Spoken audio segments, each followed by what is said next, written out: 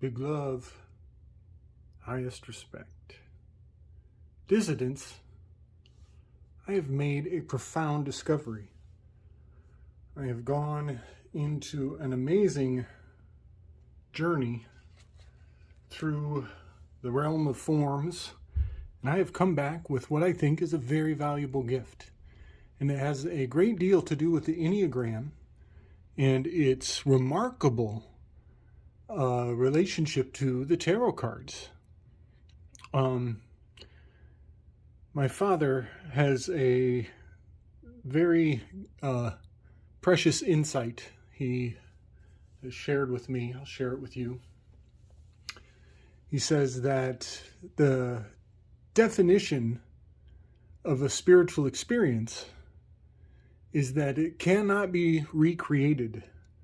You know, no matter how hard you convey the exhilaration of being witness to a miracle, the challenge is that you can only retell it secondhand, and it can never be recreated. And that is why miracles and science are diametric to each other, which does not mean that they're enemies per se. It just means that that is the challenge of, you know, when we have a miraculous experience, it's very difficult to recreate it and convey it to another person. It's very personal. And that is so precious to understand and appreciate. And I stand here in that paradigm, wanting very badly to drag everybody through the very long process of these revelations that I've had. But I don't. But that's not possible, and it probably wouldn't be as interesting for you as it was for me. So essentially, what I'm going to do, I'm going to reset the stage from what the last project, where the direction we were going with the Slick Dissident. You know, my breakdown on the characters on the world stage. We're gonna wipe a lot of that away because that was where we stand in modern day context, and so we're going to jump back to 1977, and we're going to fuse what we know today with what was programmed back in 77. 77 is a very sacred number in certain secret societies.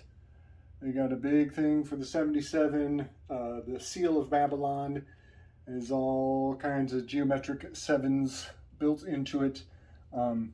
Septenary ciphers, probably a cornerstone for them. But we're going to take the Enneagram, we're going to fuse it into the tarot cards. And I want to justify this fusion through George Lucas's Star Wars. And I want to maybe put forward in this preliminary work, I want to put forward a few facts, very important facts that inform our history and maybe change the way we see things today based on a better understanding of what happened in the past, over here in the past. So I've erased a lot of the information, like the Aristotelian and the feel and the past aspect of what is in red. I erased all of that. So if you haven't seen that, you're kind of missing a big chunk of how my color code works here.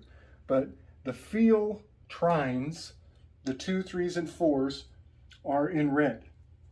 Over here we have the Platonic and Apollonian wisdom of the 5, 6, and 7s. That's why they are in green. And up above we have the act or the body, the instinctual aspects up here with the 8, 9s, and the 1s, which are in purple. So the reds are feel, they are in the past. The greens are think, they are focusing on the future. and the purples are the act, the intuitive, or the body. And they are in the moment. They are locked in the moment. And these are, as I've said before, these are representing the three moire, the three fates. I believe Atropos is holding the shears. She is in the past. And Clotho is the weaver. She's in the future. And the disposer of lots, Lachesis, I put her up top. And we have kind of churned these concepts out in my past installations, but I'm not going to represent them. I've erased them because I need the space to add more layers to this amazing hyper sigil. So just keep in mind that I will retain the red, green, and purple. However, this arrangement inside is going to change. I'm going to alter it considerably. We're going to essentially, this is like stepping out of a ordinal reduced cipher for the numbers and replacing it with maybe you could say a septenary, that we're going to come and put a new cipher to highlight the relationships of these numbers. So in my next installation, you will notice that I'm going to change the color code of the interior to bring forward another way of seeing the relationships of these personality types. And I will explain how that works when I come back. But also, I have found a third pattern that is very musical. And maybe I'll link in the show notes. We did a show with on VibeRant with Chance, Elsie King, and George, Big Up Brothers. And we took the geometry and the gematria, infused it with the sacred names of these ancient gods, such as Hermes and Zeus and Apollo, and found out that their names gematrologically encode geometric truths, which encode musical truths. So that's so profound to me. So what I have here are two, technically this is three shapes. There is the circle, there's the triangle, and then there's the 1 divided by 7, which makes this funky spider looking thing.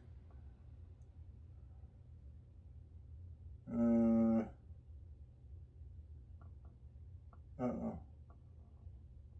That's it. Kind of like that.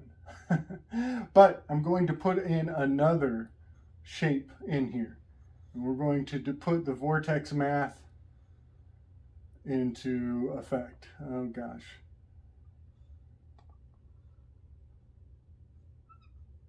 Something like that. We'll see. But I'll color code that as well so it makes sense. So you could say these are the 4 pillars. These are much like 4 pillars of the Cyborium, upholding the constructs of the mind. But we do have 1, 2, 3, 4. And it might be better to label these 1, 3, 2, 4 or something like that. There's probably some way to better infuse these 3 shapes, which are going to come to light when I alter the relationships of these emotional stations, these battle stations, as they prepare to engage with one another in the world of mythology.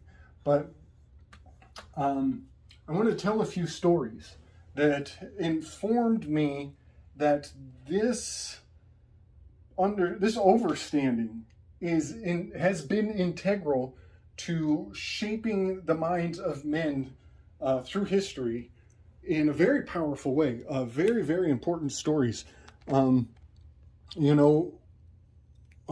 First of all, Carl Jung. I have good grounds to make the claim that Carl Jung had mastery over this system. And Alan Dulles called Carl Jung in to serve as an agent of the early CIA, the OSS, and he was doing personality profiles on the Nazi war machine, and essentially giving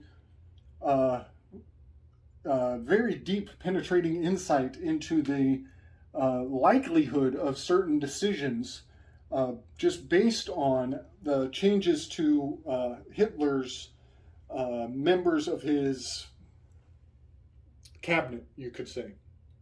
So I believe that Carl Jung represents a patron saint of many influential agencies. We'll just say that. I'm not going to say secret societies. I do think he's a patron saint of secret societies, but I don't think we know the names of those societies. So I'm not going to try to broad brush or pinpoint on that. I just know that his reading, his works are powerfully influential. And so also I know that Carl Jung was burdened with the challenge of answering very dangerous questions that Nietzsche left open. And so what is mind-blowing about that is that Carl Jung had a daemon, a higher self, a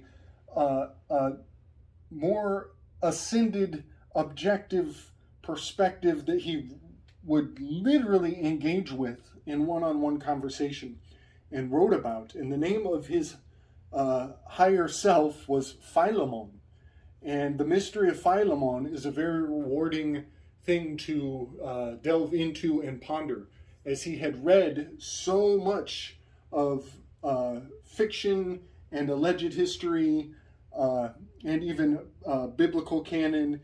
He had consumed so much knowledge that he had extracted and refined the spirit of the works, literally the spirit of those books, as a purified lineage of knowledge and insight. And he named the spirit of that lineage, that hermetic, you could say, hermeneutic wisdom through all those bodies of works and philosophical, almost like dominoes, backwards through time. He had extracted the spirit of all that knowledge and given it a name and communed with it, and it was Philemon. Well, that is remarkable. It's fascinating. It's its own rabbit hole. But what is absolutely mind-boggling is that Nietzsche had done the same thing, but but it took him deep into the psychosis of the dark side. So Nietzsche's daemon, or spirit, or ascended genius, was named Zarathustra. And what comes to light when you realize that these philosophers of culture, that they were relating information from the other side, and one had a very dark bend to it, while the other had a much more sophisticated and solution-oriented bend to it. So philosophically, I see Zarathustra and Nietzsche as part of the foundation of what drove the German population into a very destructive process. Regardless of what the truth of that history is, there was a very destructive process that was born out of that the book that Nietzsche had written, but it was not Nietzsche's fault, because his sister came and she infiltrated his writings, and she propagated it with a very twisted spin to it. Nietzsche's sister was married to an extremist who put a little twist in all the right places on Nietzsche's work and harnessed it like a chariot, like a vehicle, and drove Germany to all kinds of horrible atrocities. We'll just say that. Drove the world, not just Germany, drove the world. I should say it's on both sides. That book was not only in one location. It was in many places, but it led people to dark questions with no answers. Very dark questions with no answers. And so Carl Jung came forward to provide and give more order to the chaos that Nietzsche had put forward. So Nietzsche is the godfather of nihilism, but a lot of people, it's more nuanced than that, way more complicated. You throw in his sister and their agenda to it, and things get real messy real quick. Well, Carl Jung has done the same thing, but on a light or ascended side. And sure enough, people have taken Carl Jung's work and put a nasty, gnarly twist to it. So we put the names of these authors on it, and we attribute the fruit of those labors to the authors. But we forget about Nietzsche's sister, and we forget about Alan Dulles and these other influencers who have taken the insights and potentially weaponized them in a very dangerous fashion. So, all that being said, I'm going to put up some graphics because I do believe that Zarathustra, Nietzsche's ascended daemon spirit, was bringing forward blunt truths, blunt force trauma truths. That's why Nietzsche is depicted with a hammer all the time. And meanwhile, Philemon was bringing forward much more, how do I say, a functional, circular, rounded, not blunt force trauma, a dance that was harmonious, that moved like a machine. And that's the machine I think we're going to be looking at. And so I do perceive Nietzsche and Zarathustra as the spirit of Anakin Skywalker and Darth Vader. And so I think that you could make this claim that maybe George Lucas, when he put Anakin Skywalker together, not only was he encoding the eunuch, a Anakin Skywalker, he eunuchs the kin, he chopped all the kids in the temple. You could also say he's a Nietzschean Skywalker. He's a Nietzschean Skywalker as well, because Darth Vader is an embodiment of this Zarathustrian wisdom school. So I'll bring a graphic forward, and you can see that the Zarathustrian vessel, which is a flying Vermana or maybe a Merkaba, is encapsulated in the character that is Darth Vader. The helmet, he's in a shell, he's in a material vessel. He's trapped inside of his own prison of his own making that he carries around with him everywhere. And that is very Zarathustrian iconographically. And I see Carl Jung as highly Mithraic because Carl Jung's, one of his many characters, who I forget the name, but he's a little robed fella who has kind of a Celtic robe. That underground order is very Mithraic and has a deep lineage to the Mithraic heritage. That's the best word I can put to it. Now, that being said, things get flipped right away because as much as I have sentiment to the Carl Jung lessons, the lessons that are glorified through Carl Jung's wisdom,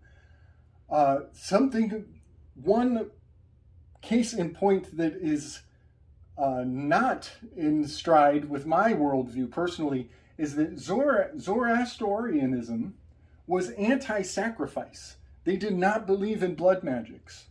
In the primitive, I don't want to say primitive, in the early incarnations of Zoroastrianism, they were anti-sacrificial. And Mithraic orders are very sacrificial. They do believe in blood magics. They do believe in a sacrifice. That's why Mithra is slaying the bull. So it is so fascinating what this means, that there is a bit of an oppositional potentiality in the cosmos that is still important today. And it is coming, it is a central pillar to the entire Star Wars series. So if this is Mithraic, the Mithraics they are very much into sacrifice. And I think that this is where I see the septenary cipher carries that energy of sacrificing the 8 and the 9 from the cipher itself. And this school has been underground for a very long time. And the slaying of the bull and blood magic in general is strangely preserved by Mithraic ideologies. And so that is where I draw a line. I'm not down with blood magics. I'm not down with the Mithraic order as it is today. And its influence on culture is actually a very dark thing. But when it comes through Carl Jung, I find it like I'm drawn like a moth to a flame. So it's very, very, very interesting dynamic. Whereas Zarathustra, which I'll put Zarathustra has a real powerful value in that some of the most profound questions are rooted in Zoroastrianism. Also Zeno, if you look up the Zeno's paradoxes, they are really important questions that still don't have answers. Like Achilles and the tortoise is a good example of Zeno's paradoxes. But Zoroastrianism was anti-sacrificial. And I see this as an ordinal or ordinal reduced relationship. And so I just want to say that I do believe that I prefer when I use gematria, I prefer to use ordinal, and it is harmonious to Zoroastrianism in the lineage and the deep penetrating questions of Zoroastrian anti-sacrificial energies. It hails back to that, but it gets filtered through Nietzsche, and that's where my stomach churns a little. And meanwhile, the septenary has powerful correspondence here to the Mithraics, which is the camp that I find myself resonating with. However, it does have a history of blood magics and sacrificial energies. So that was a super long rant. I'll try to bring some visuals forward so it doesn't seem so far out, but I just wanted to make that announcement that we are going to reconfigure this center. It's still going to be ones in the same position, but the color coding is going to change from the center, and I'm going to highlight some other trines. So we're going to finagle the center cipher, but I will keep the three feel, think, act trine groupings as the current color code as they are. So, I guess one more important thing to point out. So we're going back to 1977 when Star Wars was begun. And that is just fascinating. I think it was 77. I might be off by a year or two, but 77 is very important because the Council of Elders in old, more matriarchal times, they had a powerful concern for the 7th generation. The decisions that they made were always run through this very cautious concern for this. How will what we do today, how will it affect the children 7 generations away from us? And that just blows my mind because it resonates with the way that the machine is working today. They build up an empire based on an entire lie, a huge lie, the largest lie, and they just repeat it until it's believed. And they don't give a about the people who are living in the times of the lie when it's made. They are fabricating the lie for the many generations to come. They are seeding their concept of how they got to be where they are from a place of 7 generations previous. And that is so absolutely mind-boggling because as we roll through this, you will see that I will make some very large leaps in logic in that this the realm of forms is a scaffolding that was set up so that they could build out these archetypal presuppositions, so that when we hear the echoes through history of those presuppositions that the scaffolding put in place, we are more likely to believe them because it has the general shape that was put together by the priest class many generations back. I don't think they're so worried about 7 generations anymore. I think they're approximately 1.5 generations out when they do their current fabrication of the lie agreed upon, which is history. Thank you, Napoleon Bonaparte, for your revelation of your method. All right, I think that's everything.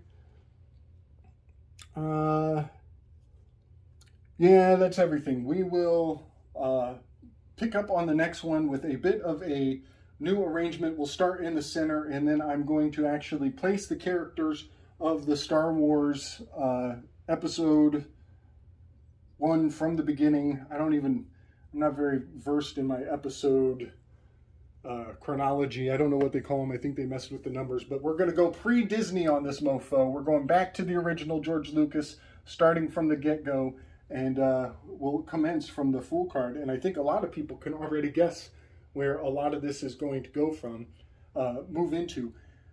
I guess I'll put this forward also. I believe that the Star Wars trilogy was extremely Thoth Crowley oriented. The Crowley deck seems to have been very, very important to the imagery and the iconography that built up the scaffolding of an entire generation, maybe even 2. You know, they're reinforcing it right with the new installations that they did. So that is why I chose to use the Crowley deck, because I will bring evidence forward that it was integral to the imagery that they gave us in Star Wars. But also, I want to make this little caveat that I think that they not only were bringing forward the Thoth Crowley system, I think that they were, in certain places, they were actually installing the old Rider-Waite, which was a very popular deck in its time.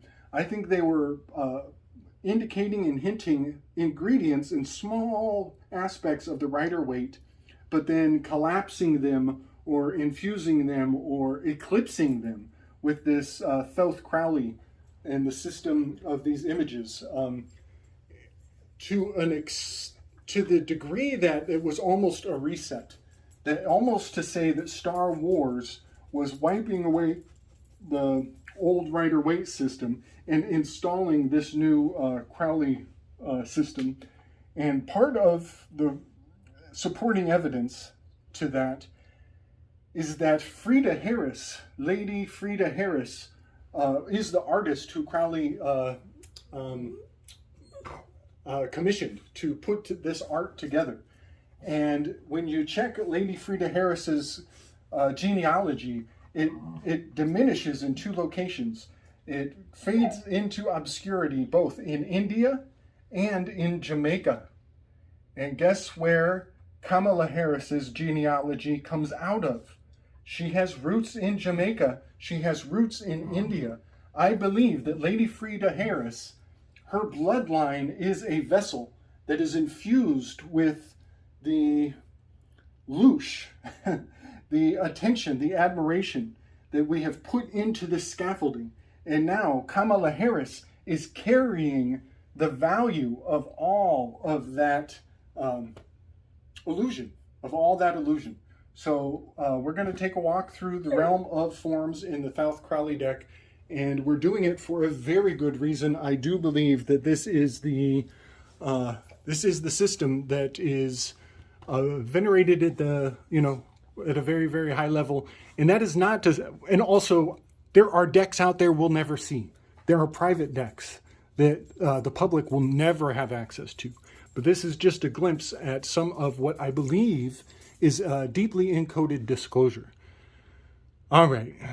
Thanks for hearing me out, folks. I hope you're ready for a wild one. We are really going on a journey through the realm of forms, as usual. All right. Much strength and respect.